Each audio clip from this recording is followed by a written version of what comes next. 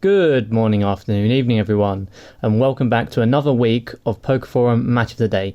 I'm your host, Omega Pitt, and I'm here to bring you all the drama and highlights of week number 3 in the Pokeforum Tour. So, before we get started, let's have a look at the league table at the end of week 2, because I didn't include that in last week's video. So, this is how it stood at the beginning of week 3. You got Hoyle at the top with 2 wins, 0 losses, 1 style point, so that's 5 points in total. And then you got JJ just behind him with 2 wins, 0 losses, 0 style points, and 4 points. I'll get into the JJ issue later on. Following him, you got Luke and then Min. And then in the mid-table, you got Rick and Declan. And finally, the bottom 4, you got Louis, Rue, Joe, and Jerk.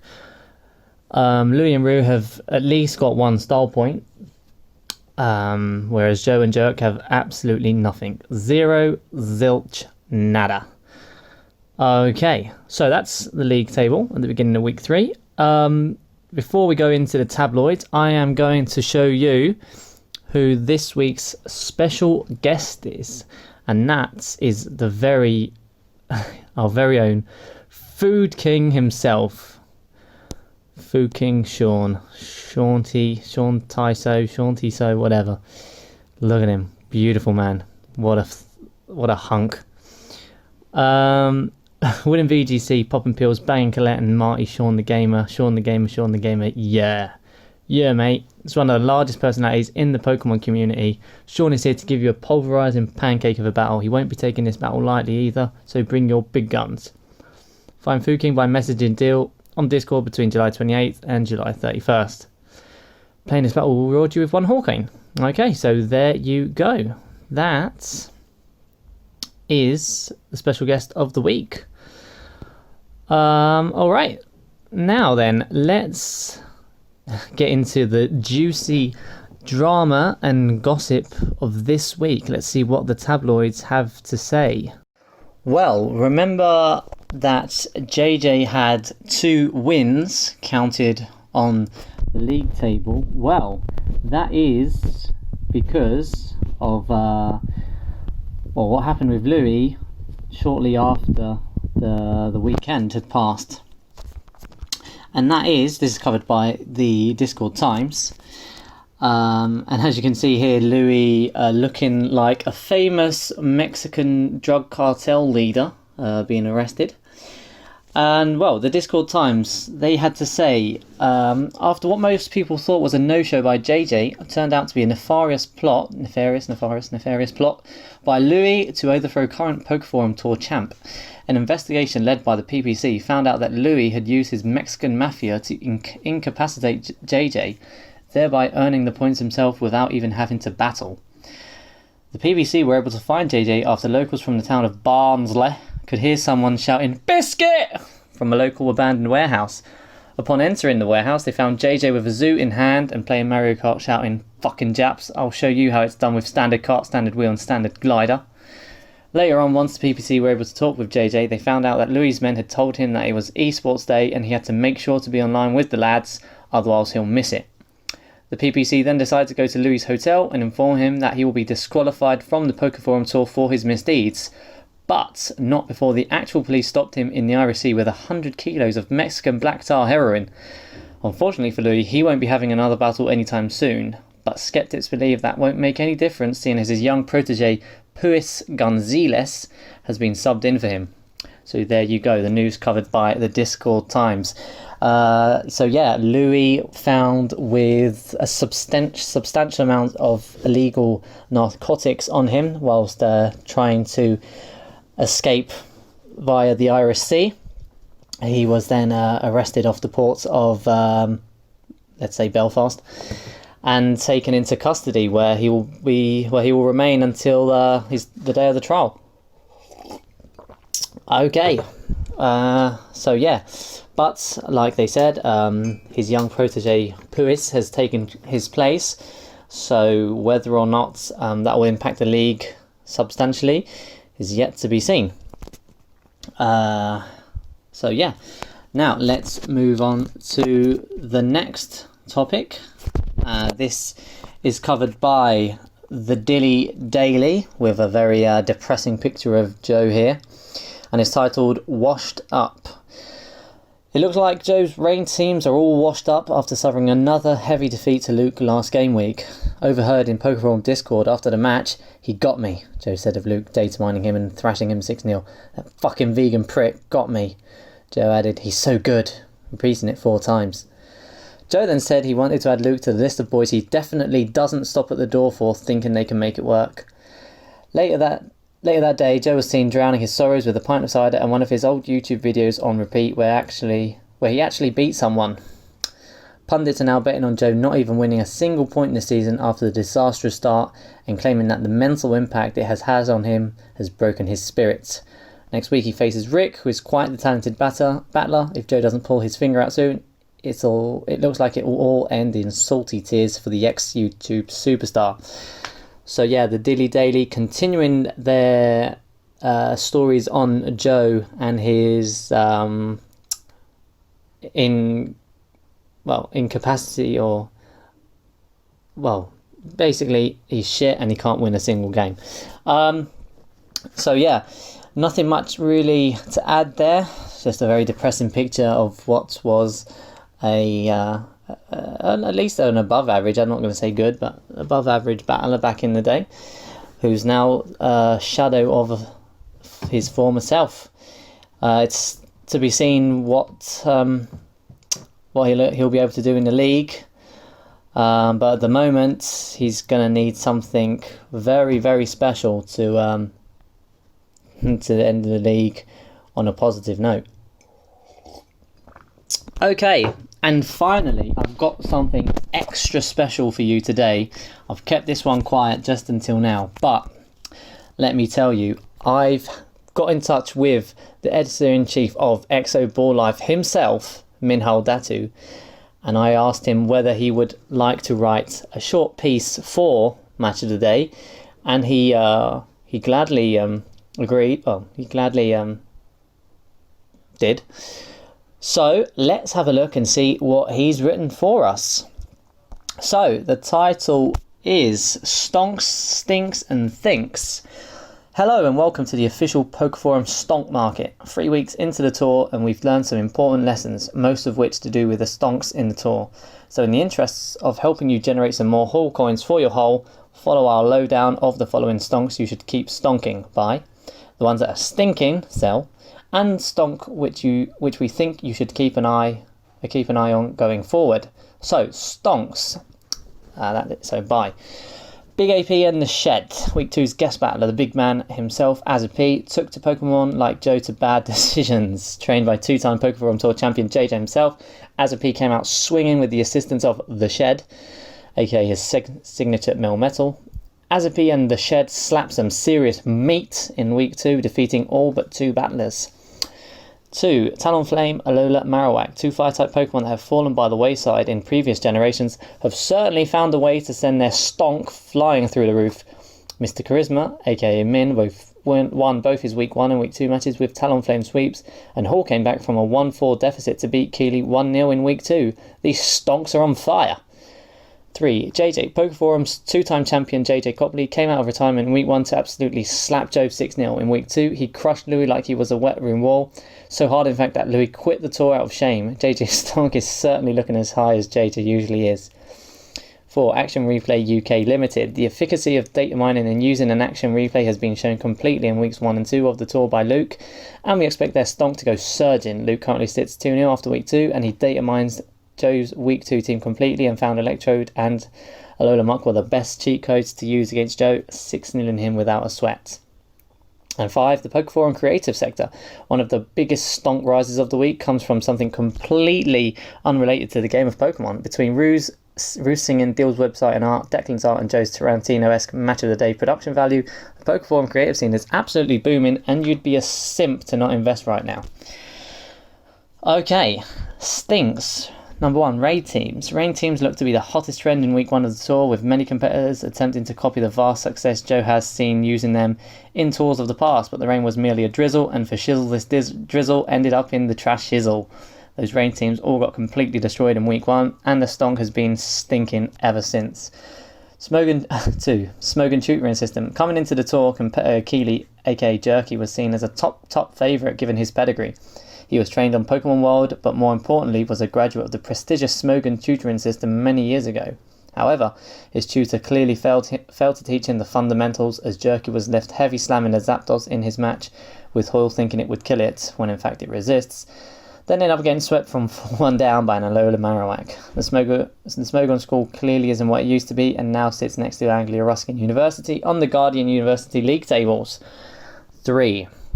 Declan's cyberbullying. In a shocking turn of events, the usually calm competitor Declan has been caught in a cyberbullying scandal. He's been putting Mr. Charisma on blast in the chat, rooting against him at every opportunity. Reports have gone to surfing that Declan is sending competitors hand-drawn pictures of Delibirds being killed. It's about time Declan's tea gets poured down the drain and his stonk goes tumbling down with it. 4. India Punjab Internet Solution Providings Upgradings PLC. India's 12th largest internet service provider sees their stonk turn to sewage and rot in the dirt of the River Ganges. India's beloved hero Pritchard, God to 1.3 billion people, has been unable to defend his crown from the previous Pokeforum tour due to having no internet, and the ISP is 100% to blame. There are rumours that the people of India have been suiciding in masses on the streets of Punjab, as they don't have a hero to see triumph anymore. How depressing. 5. Mr. Charisma. Talk about a stonk. Absolutely stinking and turning to complete dog shit. Remember earlier when we mentioned how the Smogon tutoring system failed Jerky? In a shocking twist, it turns out Jerky's tutor at Smogon was actually Mr. Charisma. Mr. Charisma was one of Smogon's brightest tutors, even earning a badge for his troubles. But he clearly didn't teach Jerky anything. It took Mr. Charisma 14 whole turns to beat Babby Roo, who brought expert strategies like Choice Scarf, Dragon Dance elements. A total fall from grace. Sell your Mr. Charisma stonk ASAP. And the watch list. Salt mines in Bolivia. Between Joe and Louis, salt stonks in the world are running extremely low. The famous salt mines of Bolivia have had to be raided for an emergency supply and may be worth invested in soon. And finally, Friend-Zoned the Game Booster Pack. Poetically, the Friend-Zoned the Game Booster Pack has been ironically friend-zoned and has been bought a grand total of once in the first 2 weeks. These cards will soon become rare collector's items at this rate and could be very valuable to invest in.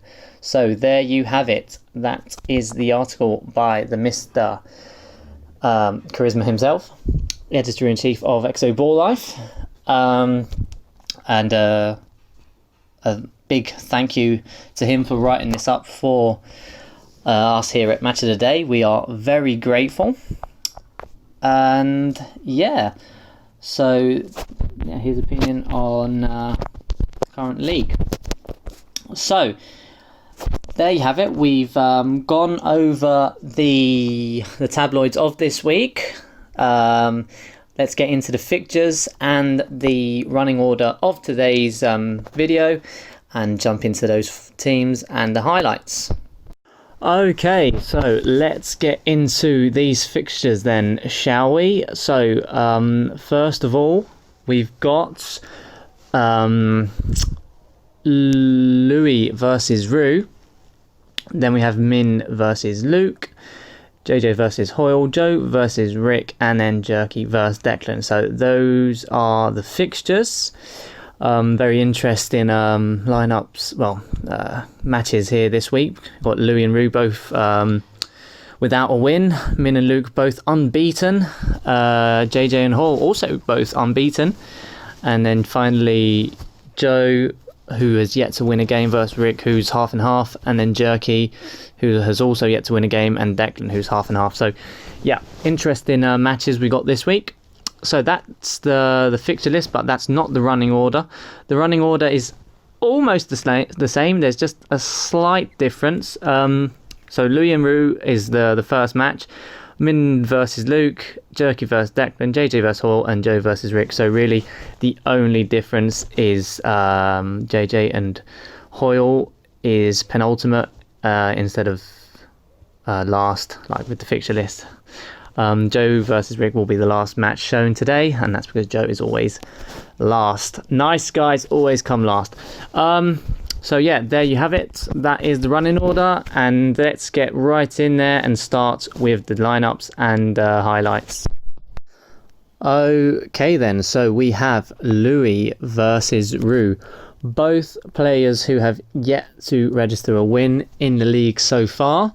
They're one of the bottom 4 along with Joe and Jerky. So let's start off with the home team's lineup. We've got quite the defensive lineup with a 3-2-1. Louis gone with a back 3 in Muck, Alolan Muck, Ferrothorn and Vaporeon. And then in the middle you've got the box-to-box midfielder Gliscor, Shaman as a defensive midfielder as well, and then finally Flygon as the false 9, because he's not an out-and-out striker. He's more of someone who's going to drop deep, effect play, and then if there are any counter-attacks, Flygon will be looking to score a cheeky KO if possible. So yeah, definitely a more defensive team. So we'll have to see if Rue's team will be able to break that core. Okay then, so moving on to the away team now. That's Rue. He's gone with definitely a more offensive lineup. With simply a back 2 in Corviknight and Wishy Washy. Then sitting in the middle, you've got Frosmoth, who's more of a deep line playmaker. He'll be connecting play from the back and looking to start an attack from deep within his own half.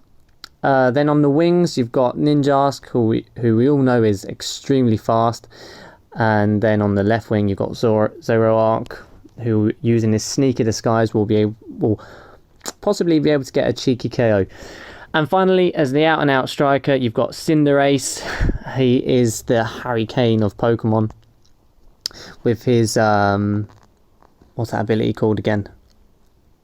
I forget. But yeah, with that new ability he's got, that makes him the type, which changes the type depending on the move he's about to use. So he gets stab on everything. So he's a pretty strong offensive mon. So yeah, that's a 2-1-2-1. There we go. Those are the lineups. Let's get into the highlight. Okay then, so get right in there and start off this match. You got Louis versus Rue. Here's the match itself. So Louis starting with his Ferrothorn and Rue starting with the Frosmoth. Gonna start off immediately with the Quiver Dance. He's going full hyper offense like he did last week's when he started with Barbaracle. And Frosmoth gets the first turn Ice Beam freeze. That was crucial. That was definitely game changing because Louis lost one of his key centre backs there. Did Luke give Rue a taste of his action replay there? We'll never know. So yeah, not much that Louis can do really. Just sacrifice the Vaporeon. He then switches in the Alolan Muck, who's going to use Clear Smog to wipe away those stat boosts and resets Frosmoth's stats. Rue doesn't care though, because he's going to go for the Quiver Dance once again. Muck with the Pursuit, and then the Clear Smog. So far, walling the Frosmoth quite well, but he won't be able to take that Bug Buzz and then faints. Rue then goes for the Ice Beam, and Louis uses Knockoff. That's going to do a decent chunk. And Rue goes for the Ice Beam once again just to get some damage on that Ferrothorn before dying to the Power Whip. So currently 4-5 at the moment. Rue switches in Cinderace, gets the Pyro Ball burn. I'm not sure how crucial that was because he got... I'm not sure if the U-turn would have killed it there without that extra burn damage. Someone more professional will have to do the damage calcs. So anyway, Rue switches in his Zoroark. That was pretending to be Corviknight. Gets the Z-Power KO on the Ferrothorn and catching Louis off guard. Louis then switches in Shaman, goes for the Z Celebrate and revenge kills with Dazzling Gleam. Looking quite the tough match at the moment because he's 4-2 down, and with the U-turn, Shaman is going to faint to that as well, so he needs to somehow bring it back with Gliscor. He needs to pull off a Hoyle here. but unfortunately that's not going to happen because the Squall is going to one-hit KO with a crit. So yeah, good games to you two. Rue has finally registered a win, so he's going to get some points on the scoreboard, and he done it in quite the convincing way. Louis, I've been referring to him as Louis, but it's actually Puis, isn't it? Puis Gonzalez.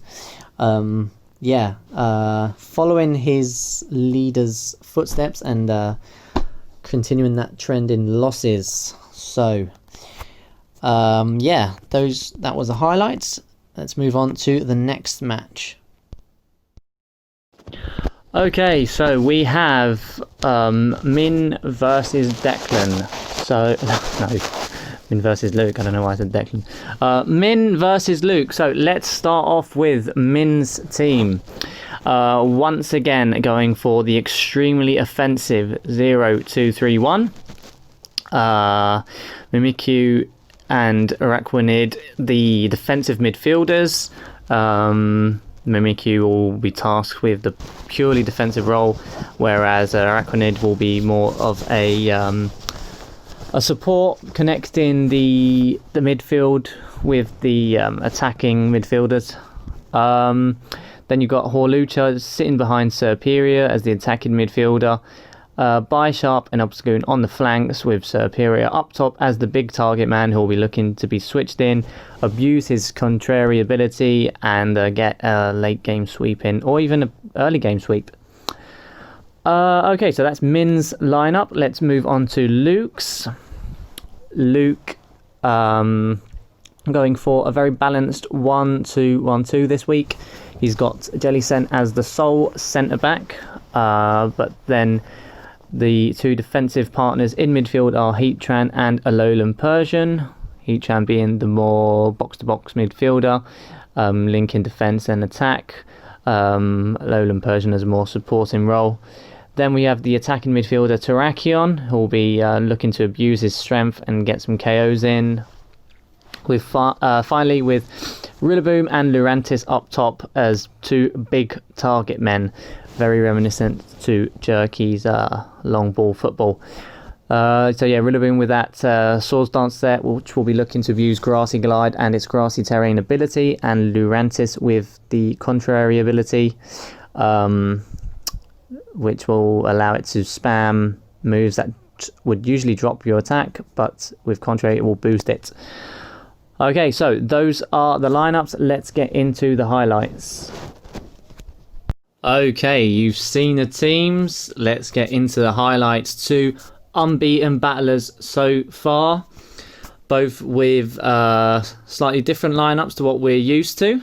So let's have a look then and see how it goes. So Min's going to lead with Araquanid, and Luke's going to lead with Terrakion. Araquanid is going to take that Stone Edge easy with the Charty Berry, and Araquanid is going to, not revenge kill it, just straight up one-shot it with Liquidation. Then goes on and Toxics Jellicent. Luke's going to miss with the Will-O-Wisp. Not that it matters though, because due to Araquanid's ability, it cannot get burned, but Luke clearly doesn't know that. So Jellicent's Toxic. Min is just going to, take his time and just spam Leech Life and just, stall out the Toxic damage, seeing as the Jellicent can't really do anything else to it. So it's just a case of stalling now. Not sure why Luke didn't try to just switch out, maybe go to Heatran to take the Toxic, seeing as that's all Min's doing. But there you go. Who knows? Right then, so Luke sends in Lurantis. That gets toxicked by Araquanid. God, I can't pronounce that. Luke goes for the superpower. And I'm guessing Lurantis has got... it's got Contrary. I didn't know that. Okay, that's pretty cool. It's getting all these stat boosts from spamming Leaf Storm and Superpower. Not that it matters though, because the toxic damage is going to build up, and on turn 12 Luke has finally taken down Min's lead, but at the cost of three of his mon. Jesus, half his team just with one mon. That is pretty good. Okay, he goes for the parting shot, but Zigzagoon... No, it's not Zigzagoon, it's the Obstagoon. Yeah, protects itself. Min gets the knockoff on the Rillaboom, so that's going to weaken it. Well, not really weaken it, but it's not going to be doing as much damage as it could. Min then misses with the Sky Attack. Not that it matters though, because he just KOs it the next turn with Close Combat. So Luke down to 2 Mon. He's going to need a lot of luck if he wants to pull this back. Min goes for the Acrobatics. That does 92%. Luke's going to switch out now. Go to Heatran. That's going to take the Acrobatics quite easily. But that doesn't matter because Min's going to just KO it anyway with Close Combat. In comes the Rillaboom. Yeah. He's going to get the kill with Grassy Glide. So, well, that's at least it's not a 4-0. Not that it matters though, because Superior is going to go for the HP Fire and kill the Rillaboom. So that's 21 turns. So far, Min's battles have... That's the longest one. Let's see if he can keep it in that range. So yeah, Min continuing his unbeaten run. He's 6-0 so far in the league. Can anyone stop this powerhouse of a Pokemon player? Who knows? So yeah, that's the highlights. Let's move on. Right then, so Jerky versus Dex. Jerky has yet to win a game so far in League. Declan has won 1, lost 1. So it's going to be an interesting match. Will Jerky finally be able to get some points on the board, or will Declan start to move up the table and challenge for those top places? Okay, so let's start off with the home team. Jerky once again sticking to that long ball style football. This time though, he's swapped out the Corviknight for a Heatran just to link up play a little bit more in the middle of the field. So we've got Bronzong as the sole centre back, Heatran as the defensive midfielder. Well, more as a deep line playmaker. He'll be looking to link play with the attackers. And then finally, you got the 4 big men up top, the Akin Fenwa of Pokemon, you could say, in Melmetal, who's a newcomer, Barbaracle, McGinn, and Stakataka, who we all know has massive potential to start a sweep.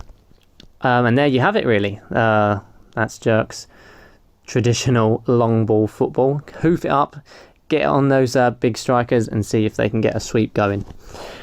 Okay, moving on to the away team. That's Declan. He is once again sticking to his trusted 2-2-2. Ain't no one going to move him away from that. He is balanced down to the core. We got the 2 centre backs in Ferrothorn and Vaporeon. Mew as the defensive midfielder, and Gardevoir is back. She wasn't featured in last week's lineup, but he swapped out. He swapped her back in, and now she's once again taken up her role as the deep line playmaker, linking play with the 2 strikers, especially with the newcomer Conkeldurr, who is Declan's new big target man up top.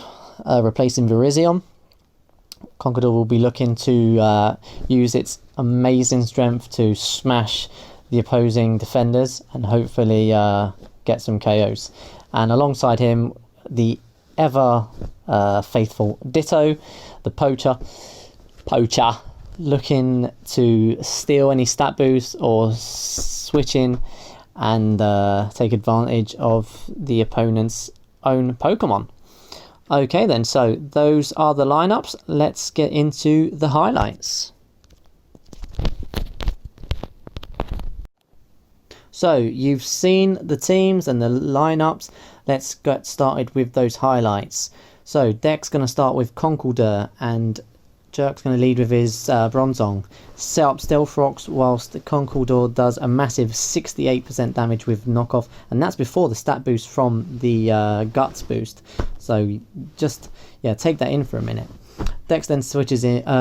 Jerk switches in Heatran. Dex going to go to his trusty Vaporeon, who's going to wall that Magma Storm easily. And yeah, so Jerk's forced to switch out, go to the Magina whilst Dex sets up a Wish. He then goes for a Protect just to see what Jerk does, but he goes for a Trick Room. Then goes for a Flare Cannon, which does a nice 60% damage, whilst Dex goes for the Scald and gets a cheeky burn on that Magina. Every little helps because he'll be taking 6% from the burn damage. So Jerk then switches out. Dex goes for a Protect, but that fails. And then Jerk revenge kills with the superpower. It crits. Not sure if that made a big difference, but either way, Jerky's going to take it. So he then goes for a superpower once again, whilst Dex sets up Leech Seed on the Barbaracle.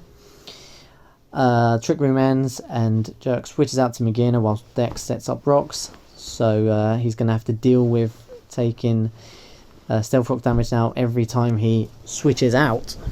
So Magina sets up the Trick Room. Oops. Deck goes for a knockoff and knocks off its leftovers. Whilst Magina goes for a Focus Blast, that does 80% damage. Dex then gets the Iron Head flinch, which will let it take down the Magina before it can do anything else. Jerk then sends in the Earthquake, the Staka. That uses Earthquake. Not going to do much. So Dex, well, Ferrothorn is currently doing an amazing job at just walling everything Jerk has. So yeah, Jerk is finally able to take it down with the Magma Storm, but I think it's already done enough damage as it is. Yeah, and Conkeldurr getting a sneaky Mach Punch in, and that takes down the Heatran. And then goes for the Drain Punch. Conkeldurr outspeeding Barbaracle, man. Barbaracle's slow as shit. That's a surprise. And then, yeah, doing a massive 76 on the Melmetal, but that's going to revenge kill with the double Iron Bash. So 3-2 at the moment. Still everything to play for. Dex goes for the Psychic with Mew, but that's not going to do enough. So Jerks gets the double Iron Bash kill on it. Dex then sends in the Ditto, who's going to copy its stats, and then finally revenge kill with Earthquake. So Jerk unfortunately losing once again. That's 3 losses in a row, no points so far. Deck finally recovering from that loss he had last week against Rick and winning 2-0. So he's safe. He's not going to be in the red zone at the end of week 3. So yeah, he can now challenge for those top positions. Okay, let's move on to the next match. Unfortunately, due to the bad internet connection in Barnsley, we are not able to get the coverage of JJ versus Hoyle match, but I can confirm that Hoyle actually won 5-0. He has defeated the 2-time Pokeforum Tour champion and is now leading, he's one of the leading players alongside Min. And I think that's it. So yeah, all eyes on Hoyle at the moment. Will he be able to keep this reign up? Okay, and for our final match of the day, we have Joe versus Rick. I am Reek. So we have Joe currently winless at the moment. Lost without a clue on what formation to go with, what team to choose, and it's as if he's never played Pokemon in his life. So let's have a look at this week's team. Well, he's gone back to his roots, back to his beliefs, and he's gone for a Sunny Day team. That's a 2-1-3. He has Torkoal and Hitmontop as the back two. They'll be taking any hits that the rest of the players can't take. Then he's got Infernape sitting in the middle as a deep lying playmaker, supporting the defenders but also linking up the attackers. And finally, a front three of Venusaur, Heatran and Heliolisk. Heliolisk with the solar power, so he'll be able to abuse Sun and running an expert belt as well, so he'll be getting some extra boost from both his ability and the stab super effective moves he has. Heatran is running a Scarf, so he'll be outspeeding most Pokemon and looking to abuse Overheat. And finally, Venusaur with Life Orb and Chlorophyll. He'll be able to abuse Sludge Bomb and its main stab attacks to deal some big damage. So that's Joe gone, sticking to his beliefs, forgetting all that balance shit and just running weather like he's like he knows best. Okay, so now to the away team, we've got Rick. Rick has made a few changes this week. He's forgone Swampert, who's been a key player in his teams so far. Swapped him out for a Toxapex, so he's gone for a 1-2-1-2. Toxapex as the sole defender. And then in midfield, you've got Crobat as once again the Deep Line playmaker. Togekiss as the defensive midfielder. Mamoswine as the attacking midfielder, and finally Swellow and Dragapult, who we know now. They're the same position as the last 2 weeks. They're his main strikers. Dragapult looking to abuse its speed and power to wreak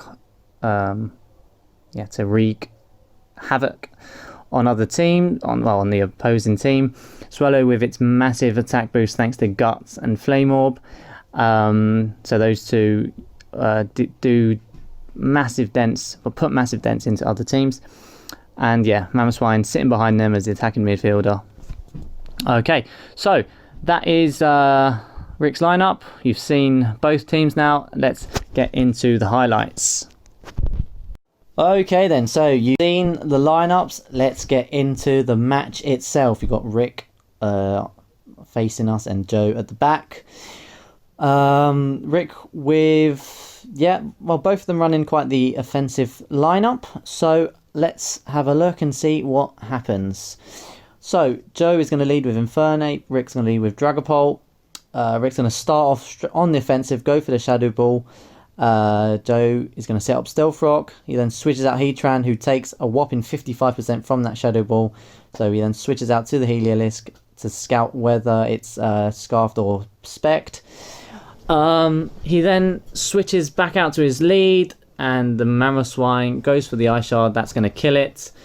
So he then switches in Hitmontop, gets the Intimidate, and at the same time expected the switch. So he switched out to Venusaur, and goes to the Heliolisk, expecting the Thunder Wave or the Air Slash.